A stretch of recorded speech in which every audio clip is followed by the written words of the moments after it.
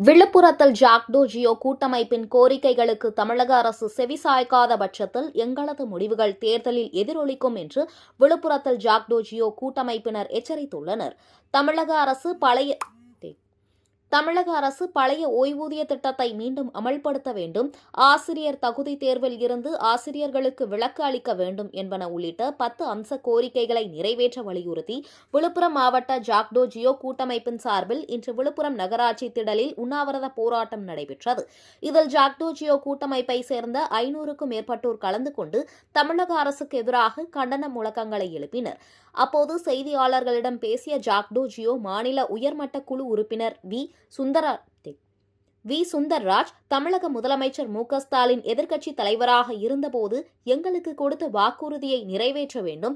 எங்களது கோரிக்கைகளை நிறைவேற்றாத பட்சத்தில் ஜனவரி 6ஆம் தேதி முதல் காலவரையற்ற வேலை நிறுத்தத்தில் ஈடுபட திட்டமிட்டுள்ளோம். மேலும் கோரிக்கைகளை உதாசீனப்படுத்தினால் எங்களது முடிவுகள் தேர்தலில் எதிரொலிக்கும் என எச்சரித்தார்.